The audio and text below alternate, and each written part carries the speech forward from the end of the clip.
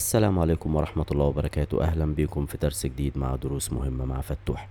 قبل ما تسافر لأي دولة أجنبية أو دولة خليجية خصوصا الإمارات لازم تكون عارف أهم الكلمات والجمل اللي هتحتاجها في المطار والفندق والمواصلات. في الفيديو دوت من سلسلة تعلم الإنجليزية للمبتدئين هنتعلم مع بعض أهم الكلمات الإنجليزي اللي هتخليك تتكلم بثقة وتفهم الناس بسهولة إن شاء الله. فيلا بينا نبدأ.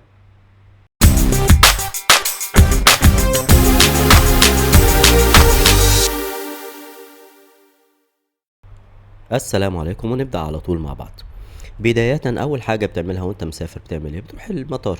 يبقى إيه أول حاجة هنتكلم عن the airport في المطار. تمام.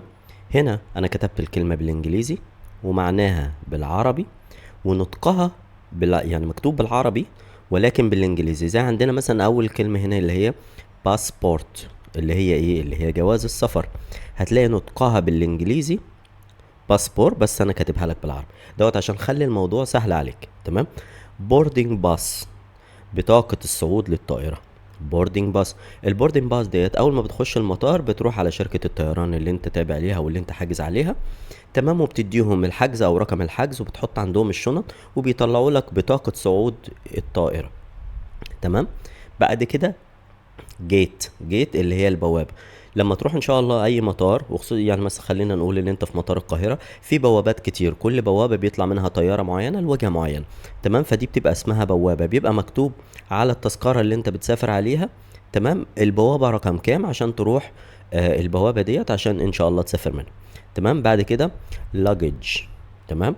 اللي هي الامتعة. تمام. اللي هي الشنط. حلو الكلام. بعد كده security check اللي هو التفتيش الامني قبل ما تخش المطار قبل ما تخش الطياره بيحصل اللي بيتشيك مثلا عليك من الناس اللي موجودين او من الضباط او العساكر اللي موجودين. تمام. اللي هو بيسموه تفتيش امني ده اسمه security check.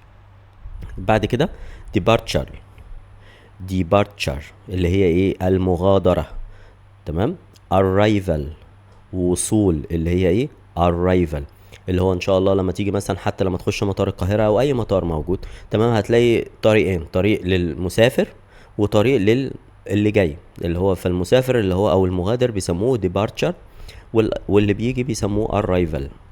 تمام. تاني حاجة عندنا هنا في الفندق اللي هي at the hotel. تمام.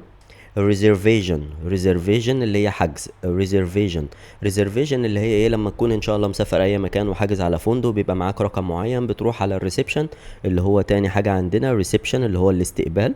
تمام. وبتوريهم رقم الحجز عشان يدولك الغرفة بتاعتك او اذا كنت حاجز في مكان معين. تمام. روم اللي هي ايه؟ اللي هي غرفة. روم. تمام. بعد كده كي اللي هي مفتاح اذا كان مفتاح الغرفة او مفتاح السويت اللي انت ايه واخده يعني. بعد كده elevator اللي هي ايه؟ اللي هي المصعد اللي هو الاسانسير. تمام. breakfast اللي هو الافطار. breakfast. تمام. check out مغادرة الفندق. check out مغادرة الفندق اللي هي انت مثلا مقضي يومين او 3 ايام في فندق. تمام. اخر حاجة بتعملها بتروح على الريسبشن وبتقول لهم خلاص انا خلصت الاقامة بتاعتي وعايز اعمل ايه؟ check out. تمام. تالت حاجة عندنا هنا النهاردة هي المواصلات اللي هي بالانجليزي اسمها transportation. تمام. عندنا كلمة تاكسي زي عندنا في مصر. تمام. باص برضو زي عندنا في مصر. تمام. ترين اللي هو القطار. ترين. تمام. تيكت كلمة تيكت هي برضو زي ما عندنا مثلا في العربية. تمام. ستيشن محطة. تمام. ستيشن فطبعا إيه على حسب المكان اللي انت نازل فيه مثلا يعني ايه دبي ستيشن اللي هي محطة دبي او دبي مول ستيشن. تمام. او مثلا ايربورت ستيشن. تمام. فكلمة محطة اللي هي سوري كلمة ستيشن اللي هي كلمة محطة. درايفر اللي هي ايه؟ سواق.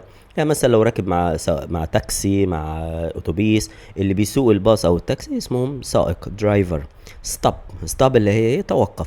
يعني مثلا لو رايح في مكان معين وعايز تقول للسواق ستوب اللي هو معناه ايه؟ اقف هنا. تمام. ده رابع حاجة عندنا النهاردة في المطعم اللي هي at the restaurant. تمام.